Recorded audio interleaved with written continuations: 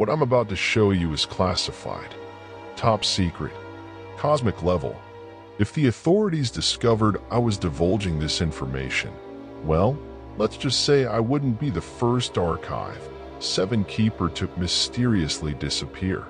Do you see this key? It belongs to Dr. Sarah Chen, the chief researcher of our archive. 3 days ago, she vanished without a trace.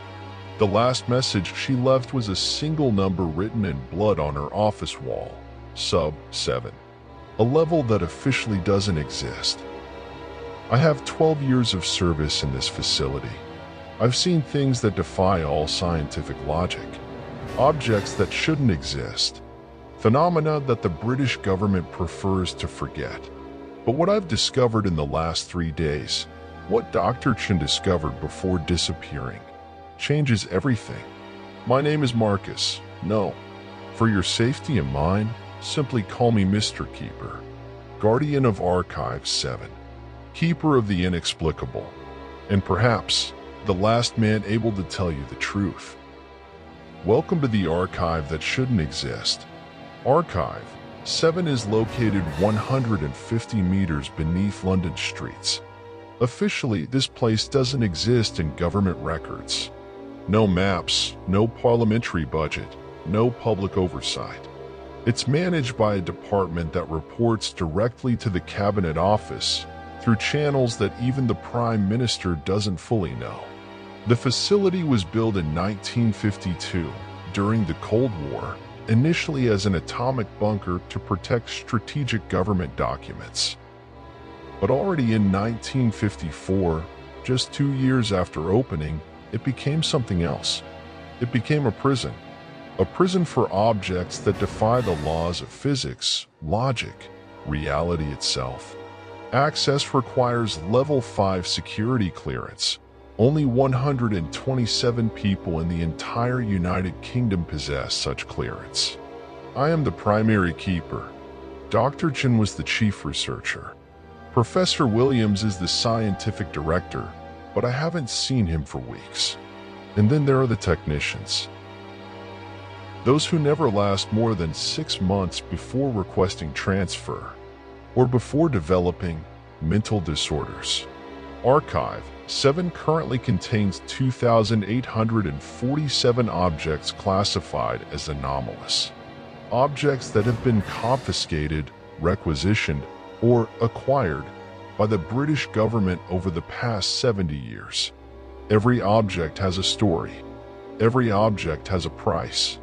And every damn object in this place has caused at least one death. But some objects are different. Some objects are connected.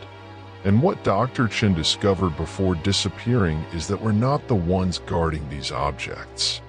They're guarding us. This is Object 0347, Philips Radio Model 208U, manufactured in 1943. Apparently normal, right? Brown bakelite, brass knobs, typical wartime design. But look more closely. Do you see those dark stains on the casing? That's not rust. It's blood. Blood from 16 different people. The radio was acquired in November 1954 from the residence of Harold Whitmore, a World War II veteran living in Brighton. Neighbors had reported nightly screaming coming from his house for weeks. When police intervened, they found Whitmore dead in his armchair, the radio on, tuned to a frequency that technically shouldn't exist, 666.6 AM. According to Agent Thompson's report, classified until 2054, the radio was transmitting voices of dead people. The first voice was that of Margaret Whitmore, Harold's wife, who died in the London bombing of 1941. The second was that of his son James, fallen at Normandy in 1944. But there was a third voice, a voice that Agent Thompson immediately recognized. It was his father's, who had died just 3 days earlier in a car accident. And that voice was calling Thompson's name. It was asking him to join them. Thompson shot himself that very night with his service weapon. The bullet went through his right temple and lodged in the radio, creating that hole you can still see today. But the radio kept transmitting. It kept transmitting for 3 days until a special MI6 team arrived to requisition it. In the following years, we documented 16 other cases. Every time someone turns on this radio, even by accident, even by mistake, they start receiving calls from the dead. But not just any dead. They're dead. The people they loved and lost. And every time, always, the voices ask for the same thing. Join us. Dr. Chen had a theory. She believed the radio didn't receive transmissions from the world of the dead, but somehow projected the listener's consciousness into a parallel dimension where the dead continue to exist. A dimension where they miss us as much as we miss them. 3 days ago, shortly before disappearing, Dr. Chen turned on the radio. The last voice she heard was that of her husband, who died in a car accident 5 years ago. But this time the voice wasn't asking to join them. It was asking her to run. It said they were coming and that sub 7 wasn't safe. The radio is now off. It's been off for 72 hours. But sometimes I swear I can still hear whispers coming from its grills. Whispers calling my name. Do we hear this melody? It's Frère Jacques, right? An innocent children's song. But what you're hearing comes from Object 0892, a music box dated 1889 from the private collection of the Ashworth family of Yorkshire. This music box has a particular characteristic. It always plays the same melody, Frère Jacques, but it only plays when someone is about to die. Not just anyone, a specific person, the person who heard it play. The music box arrived here in 1967, after what the media called the Ashworth incident. Lord Edmund Ashworth had inherited the family estate in 1966, a magnificent Victorian property with 47 rooms, including a nursery that hadn't been used for decades. In that nursery was the music box. According to Lord Ashworth's diary, which is now part of our archive, the music box began playing on the night of March 12, 1967. Ashworth heard it distinctly. Frère Jacques played with mechanical precision for exactly 3 minutes and 33 seconds. Then it stopped. Lord Ashworth died on March 15, 1967. 3 days later. Sudden heart attack, no pre-existing conditions. He was 34 years old and in perfect health. But before dying, he wrote in his diary, "The music box plays for me. I feel death approaching. I can't stop hearing that melody in my head." Lady Margaret Ashworth, his wife, heard the music box play on the night of March 18th.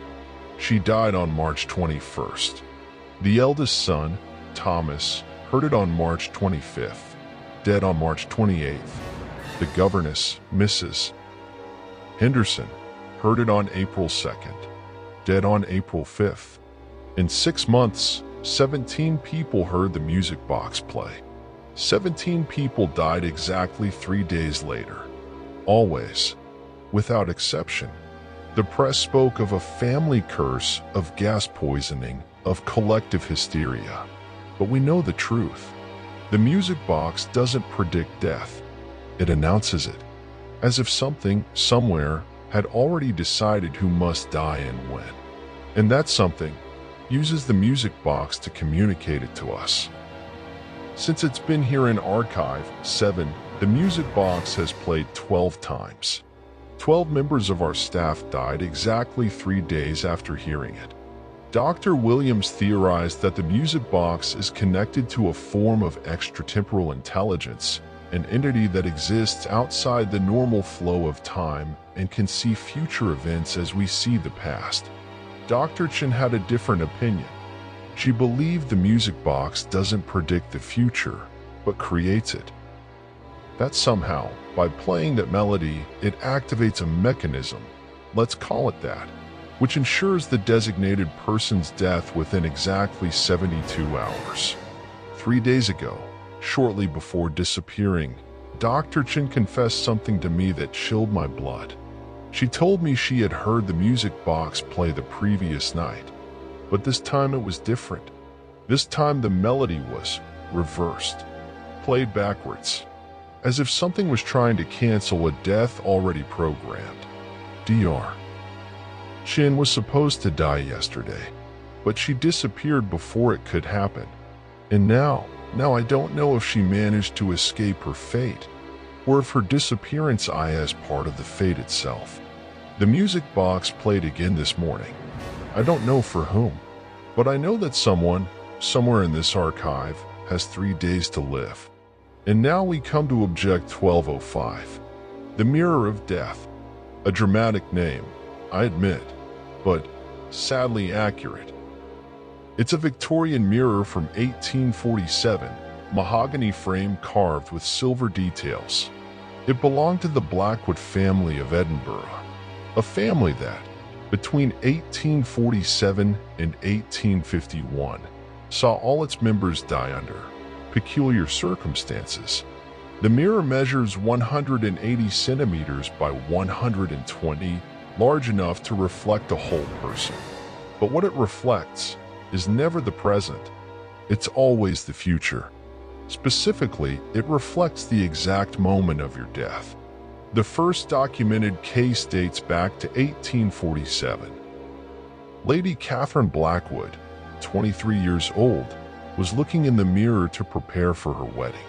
Instead of her reflection in a wedding dress, she saw herself drowning in a frozen lake, with the wedding dress transformed into a wet shroud. 3 days later, during the honeymoon, she fell through the thin ice of Loch Lomond. She died exactly as she had seen in the mirror. Sir Malcolm Blackwood, her father, saw his own reflection with his chest pierced by a blade. He was murdered by a thief a week later. Lady Elizabeth, the mother, saw herself burning alive. She died in a fire that destroyed the east wing of the villa. Every family member, every person who looked in this object, died exactly as they had seen. Home Office documents from 1851, now declassified and part of our archive, show that the mirror was requisitioned after what authorities classified as collective hysteria episode with multiple fatal outcomes. In reality, 11 government investigators had accidentally looked in the mirror during the seizure of Blackwood Villa. 11 investigators saw their own death, and 11 investigators died in the following weeks, exactly as predicted by their reflection. One saw himself decapitated. He slipped on London Underground tracks. Another saw himself poisoned. He died of arsenic overdose under circumstances never clarified. A young stenographer saw herself hanged.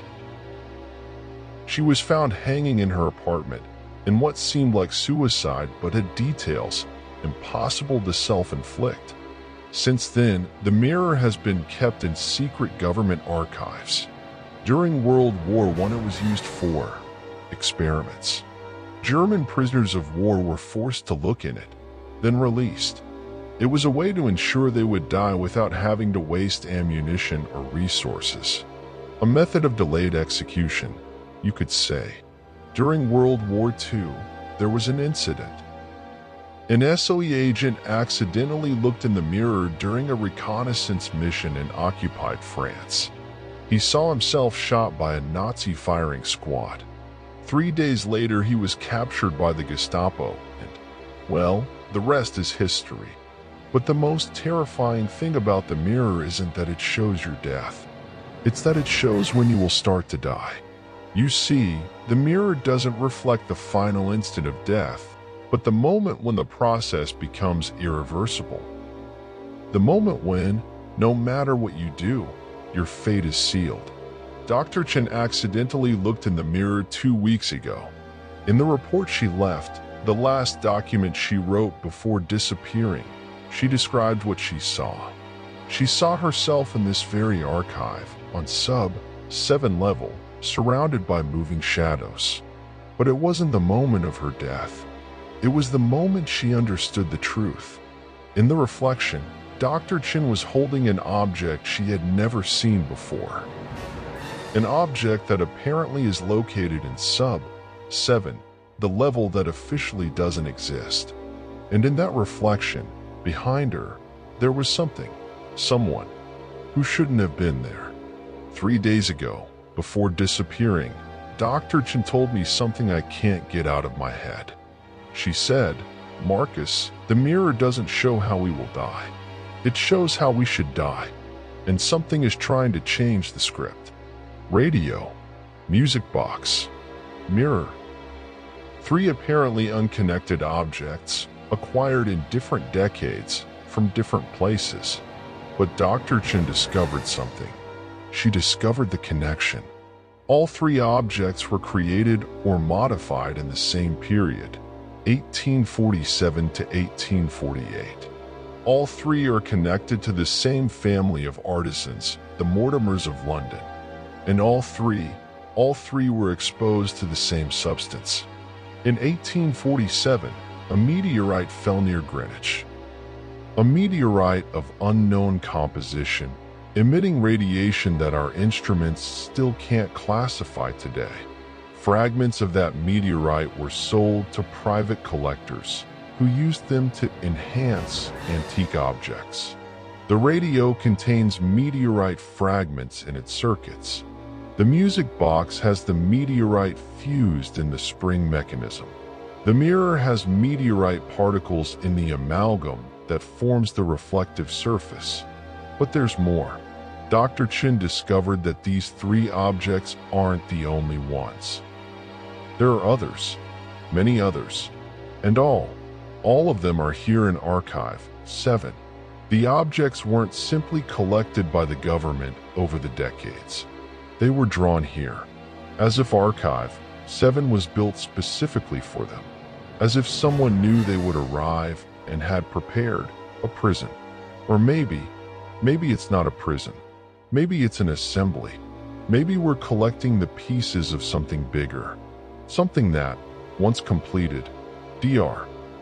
Chen believed that Archive 7 wasn't a repository of paranormal objects. She believed it was a device, an alien device built to collect energy from objects impregnated with extraterrestrial material, and that when it reached the critical mass of objects, someone just opened the sub-7 door, a door that has no key, a door that can only be opened from the inside. Dr. Chen left me this key before disappearing, but it's not a key to open sub-7. It's a key to seal it, forever. She wrote only one word on the message that accompanied it, when. I don't know if Dr. Chen is dead, or if she escaped, or if she became something else. But I know that what's coming up from sub-7 isn't human, and I know that the objects in Archive 7 have started to activate. The radio turned on by itself 5 minutes ago. The music box is playing a melody I've never heard. And the mirror is showing reflections of people who aren't in the room. If you're watching this video, it means I managed to upload it before what must happen happens. In the next episode, I'll show you sub-7. I'll show you what we found down there. I'll show you what Archive 7 really is. But now I must go. Something is coming. And I have the feeling that Dr. Chen isn't the only person who has disappeared from this archive. Remember, Archive 7 doesn't exist. I don't exist. And if someone should come looking for you after seeing this video, deny everything. Marcus, can you hear me? It's Sarah. I'm still alive. But what you showed them, you shouldn't have shown them that. Now they know we exist. And now they'll come looking for them too.